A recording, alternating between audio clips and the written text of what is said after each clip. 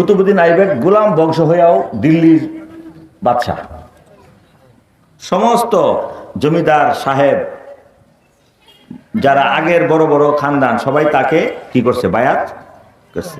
কারণ আল্লাহ নবী বলেন, মুসলিম জাতি শুনো, তোমাদের উপর যদি একজন হাবশি গোলাম, যে কালো রং, যার চেহারার মধ্যে একেবারে কুকরা চুল আর তার ঠোঁট কাটা থাকে, এরকম বলছেন, এই লোকটাকেও যদি তোমাদের জাতীয় আমির বানানো হয়, তাইলে তোমরা সবাই মিলে তার অনুগত করবা। আমিরকে মানতে হবে, আমির যেই হোক। যদি সে আল্লাহর হুকুমের বাইরে যায় তখন তাকে ঠিক করে দিবা, কিন্তু আমির যে হোক তাকে মানতে হবে। তাবলীগের মধ্যে দেখেন না, আমির যে হোক তার হুকুম ছাড়া কোনোখানে গিয়া পলানো যায় না। বাইরে হয়ে গেলেও, ইস্তেঞ্জা উজু করলেও, রান্না বান্না, বাজারে হাঁটতে গেলেও ওনাকে বলতে হয়, এটাই ইসলামের শৃঙ্খলা। তো কুতুবুদ্দিন আইবেক যখন বাদশাহ, তখন ওইখানে তার পীর ছিলেন হযরত কুতুবুদ্দিন বখতিয়ার কাকি রহমতুল্লাহ আলাইহি। নামটা শুনলে একটা দিলে শান্তি লাগে না? হযরত সুলতান কুতুবে আলম বখতিয়ার কাকি রহমতুল্লাহ আলাইহি, ওনার নামের স্মরণে কুতুবুদ্দিন আইবেক একটা কুতুব মিনার তৈরি করছেন 800 বছর আগে। সেটা দিল্লির মধ্যে এখনো আছে। দিল্লি মানুষ গেলে প্রথমে কুতুব মিনার দেখে, সবার পুরান এটা। এর আরো 400 বছর পরে হয়েছে শাহজাহানের লাল কেল্লা দুর্গ আর জামে মসজিদ। এই কুতুব মিনার ওনার স্মরণে পীরের নামে করছেন, নিচে মসজিদ।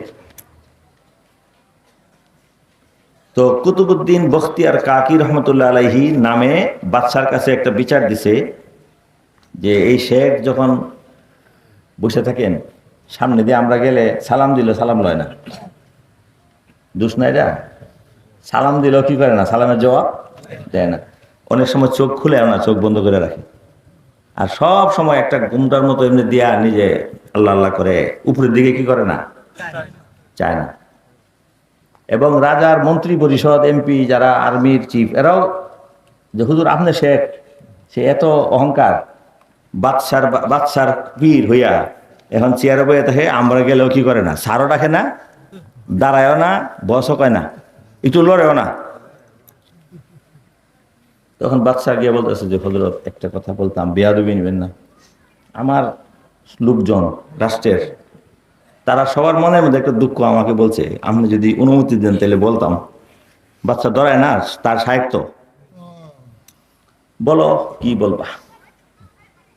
বলে যে আপনি সালাম জবাব দেন না, অনেকে চায়া দেখেন না, অনেকে হাইটে যায়, অন্যরা দাঁড়ায় যায়, হাত বাড়ায়, আপনি এমনি ঘুমটা মুখ দিয়ে বসে থাকেন, ত্যক্ত হয়ে যান। যা এটা তো হুজুর একটু আমার জন্য কি কষ্ট, আপনি দয়া করে একটু তারারে হাসি মুখে একটু হাত মিলাইয়া সালাম দিলে ভালো হয় না? হযরত বখতিয়ার কাকি, হযরত কুতুবুদ্দিন বখতিয়ার কাকি, উনি বললেন যে তোমার জবাব দিতে পারবো না এখন মুখে, আগামী শুক্রবারে জামে মসজিদ, যেটা রিয়াজপুর কুওয়াতুল ইসলাম মসজিদ, কুতুব মিনারের কাছে কুওয়াতুল ইসলাম মসজিদ, ওই মসজিদে, কারণ এই জামে মসজিদ কিন্তু হয়েছে আরো 400 বছর পরে। এখন যে দিল্লি, এটা জাহাঙ্গীর করছে, আকবরের ছেলে। তো ওই জামে মসজিদে তুমি বাদশার পোশাক ছাড়া সাধারণ একজন কৃষকের মতো আসবা, ছদ্মবেশে, বুঝলেন না? আসো, পরে আমি তোমার জবাব দিব নে। তোমার তো চোখে আঙ্গুল না দেখাইলে বুঝতা না আমি বললে কেন আমি এরকম করি। তখন জুমার দিন নামাজ পড়লো, উনি পড়ছেন, বাদশাও আসছে, উনি তো চিনে।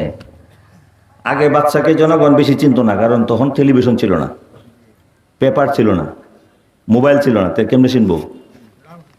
আমরা যে রাজা বাদশা চিনি কেন, ছবি দেখে তো। ওই সময় তো মানুষ বাদশাকে খালি তার আপন জনেরা চিনত, আর দূরের মানুষ বুঝতো না বাদশাকে।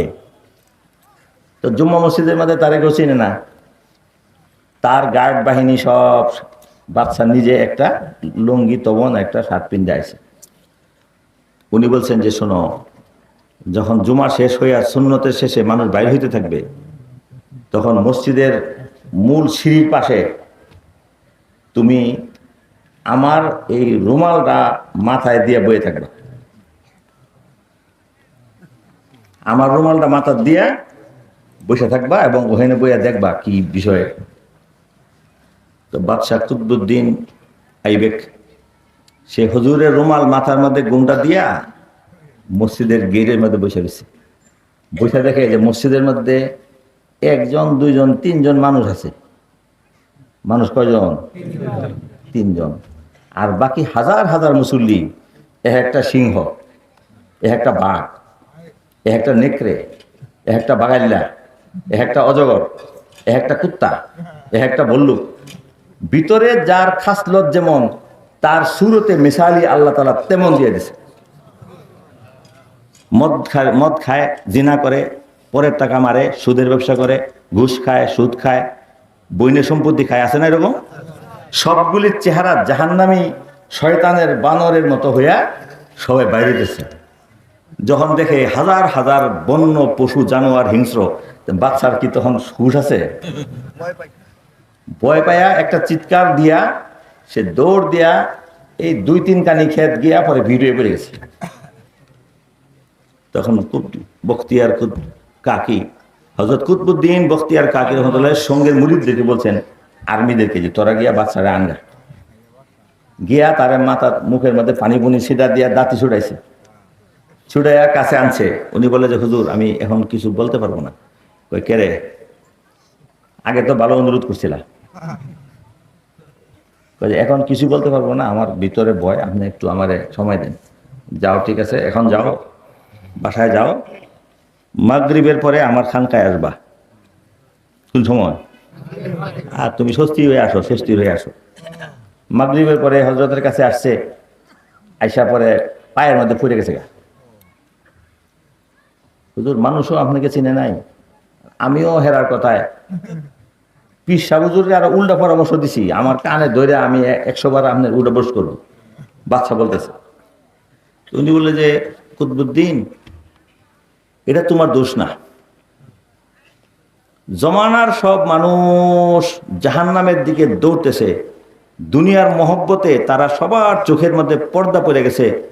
আর কিছু মানুষকে আল্লাহ তাআলা নিজের কুদরতে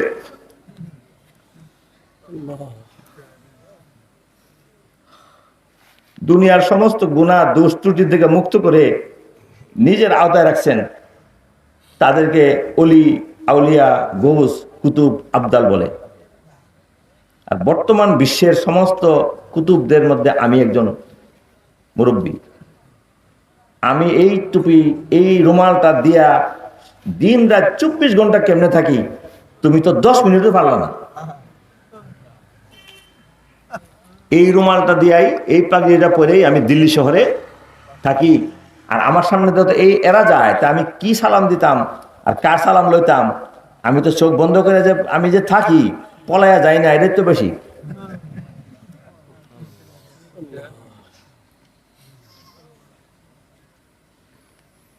হযরত উসমান রাদিয়াল্লাহু আনহু, অনেক আছে এরকম, এলেমও নাই, ফালতু আছে না, বেয়াদব। 2-1 পাতা কোরআন শরীফ বাংলা কিনা পড়ে, কোরআন শরীফের লেখাটা সে বুঝতেও না যে কি, বাংলাটা পড়ে।